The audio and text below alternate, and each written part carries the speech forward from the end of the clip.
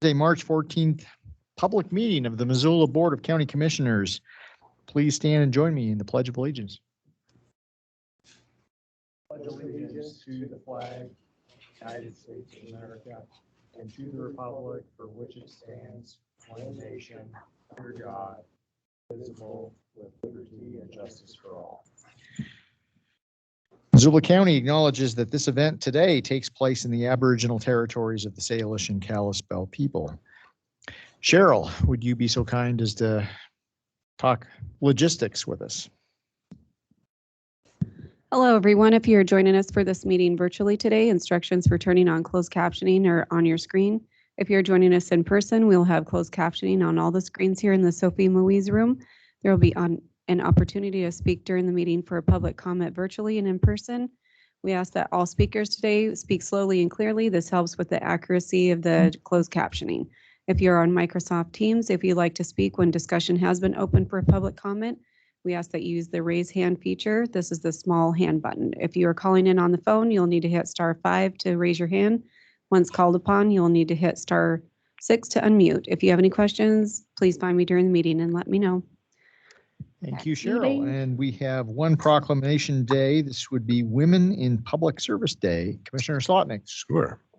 Whereas the month of March is Women's History Month, which celebrates the significant contributions of women of all races, ethnicities, backgrounds have made to the world. And whereas women play a critical role in the vitality and diversity of our communities and are essential to ensuring Montana is well represented, and whereas while the 20th century was a pivotal time of growth for women entering politics, women remain underrepresented in male-dominated fields, and providing opportunities to support women in public office is imperative.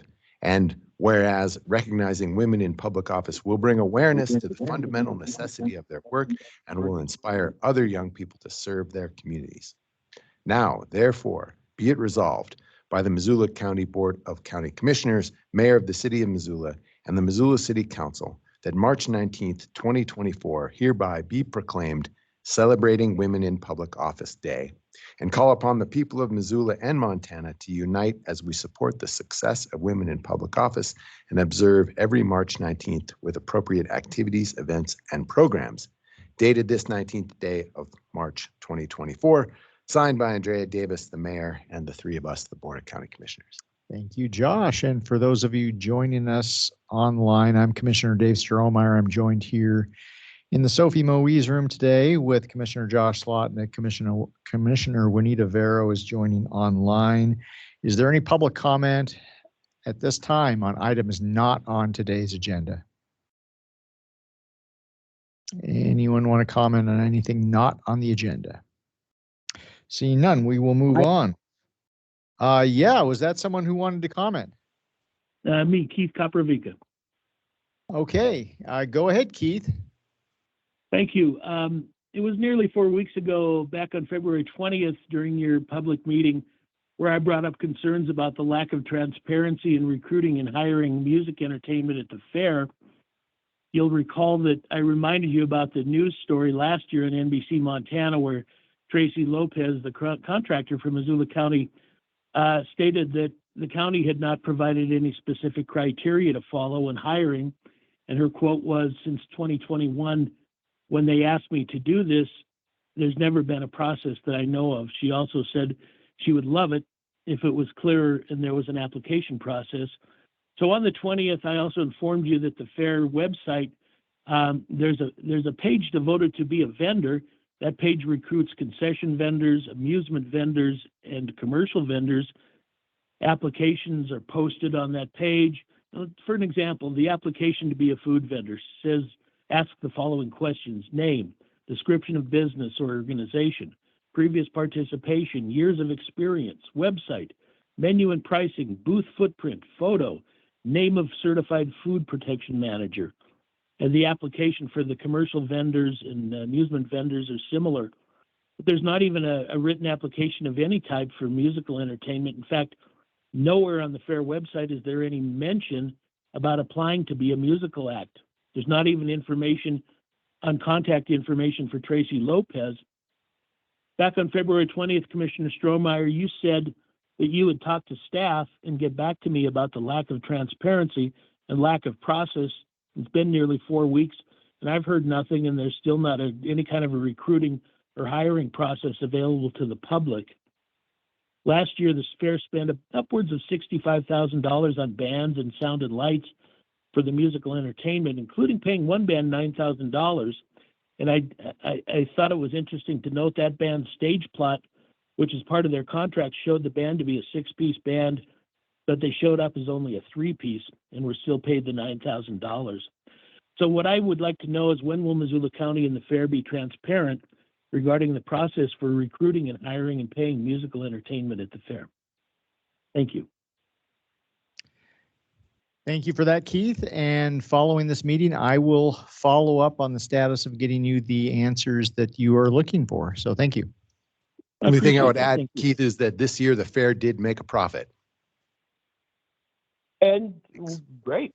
Well, they should. I think that's wonderful.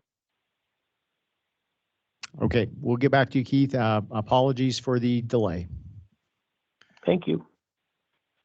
Any other public comment on items not on the agenda?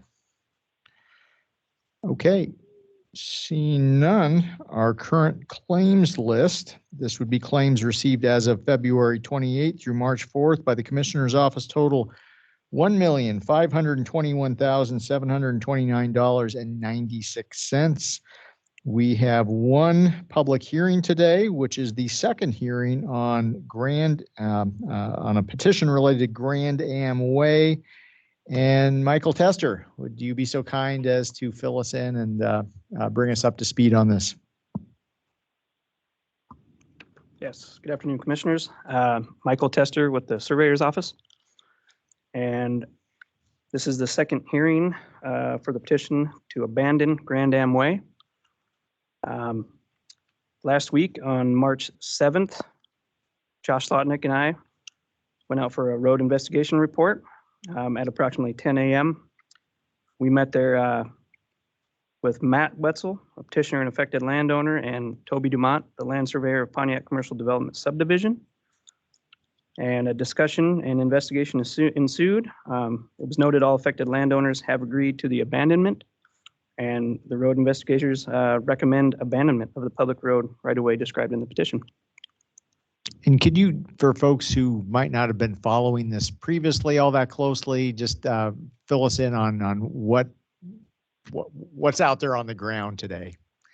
So it was a commercial development subdivision, and they've sort of been paved.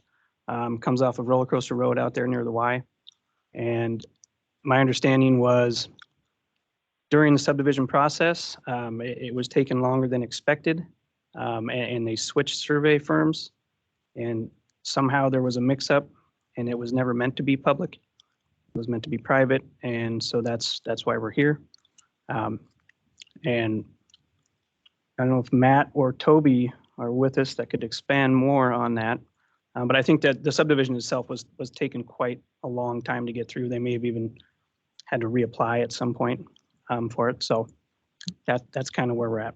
If I remember right, the gentleman who owned the concrete company, what was his name? Matthew Wetzel. Matthew. If I remember right, he described a situation where he had to switch developers' representatives. Correct. And I think something got lost in translation there. And that's not due to the county processing his subdivision slowly. It was all around business decisions, him taking the time he needed to do this subdivision, and Correct. switching developers' representatives kind of midstream, something was lost. It was also quite obvious when we were visiting that this is an industrial development. There's a gate on the road. They're talking about pretty heavy industry coming and going. There's no retail presence. There's nothing on the far side of the cul-de-sac that the public would be wanting to go to. This looks and feels very much like a private road in an industrial area. Thanks. Is the petitioner on the line? And if so, would you like to say anything?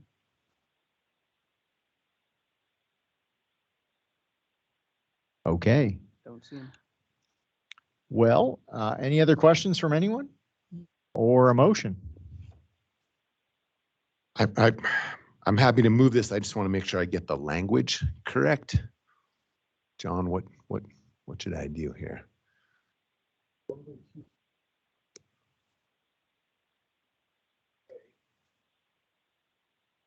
Okay.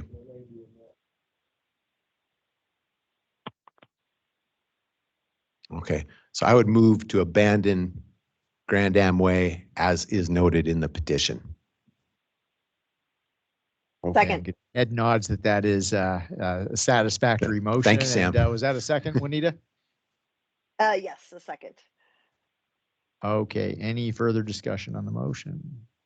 Seeing none, all in favor? Aye. Aye. Aye. Okay, thank you, Michael. Thanks, Michael. And believe it or not, that brings us to the end of everything on our agenda today. Is there any other business to come before the commission this afternoon? Seeing none, at just a Commissioner little Strohmeyer? past 2:10, we will be adjourned. Whoa, Oh, somebody on?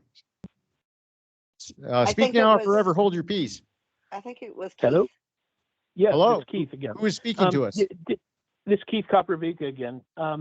May I make a comment on the claims list? I didn't hear that you approved it, but maybe I missed that audio. Yes, we already did the claims list, Keith. Okay, because I heard it come up, but I didn't hear any approval on it. Well, we don't take formal action or approval of the claims list. We just simply note it on the agenda and it's there for the public record. So We can I make do a approve comment on claims that come through. It's just that at these public meetings, there is not the formal approval. Okay, can I make a comment on claims? Yeah, go ahead.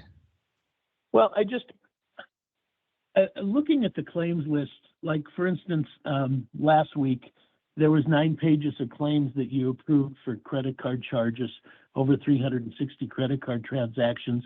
And I guess the entire claims list, it's very vague as to what's on the list. There's, like for instance, the credit cards, it's not anything where the purchase was made and the department that made the purchase or what exactly was purchased.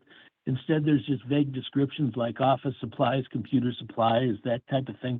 And I think it would be nice for the public, transparency, if we could see a little bit more information on those claims for the claims list that's posted. Then I do want to bring up on the credit cards, it's my understanding that the county is still not getting any cash back on the credit cards. We had, back in our meeting, when you granted me the meeting with you in October, I brought that up and you had asked Dave Wall why, and he said he and Andrew Chorney were working with First Interstate Bank. And I talked to Dave Wall here about a week ago, and he said that the county's now waiting to get a cashback credit card until the new ERP system is installed. And the two don't have anything to do with each other. I mean, First Interstate Bank's 5 blocks down from Missoula County. Right now online, First Interstate Bank is offering a credit card with 1.5% cash back on certain purchases. And if you go to online, like a couple of other credit cards are offering 1.5% cash back on all purchases. And just in this last claims list, there was $115,000 in credit card charges. So that means about $17,000 or $1,700 lost by Missoula taxpayers. I guess I see the commissioners as a fiduciary, and I would hope that you would take some action and get a cash back on these credit cards immediately instead of waiting. Thanks, Keith. We will ask. I am not in a position to know what connection there might be or might not be between ERP and moving forward with what you're suggesting credit card wise, but we will inquire. We'll check. Yeah, I appreciate that. You know, I mean, last year there was like $1.3 million in credit card transactions for Missoula County, which would have meant over $20,000 in cash back. So at 1.5%. So thank you. I appreciate you looking into it. Okay. Thank you, Keith. So any other business to come before the commission today? Seeing none, we will at this point be adjourned. Thank you. Thanks.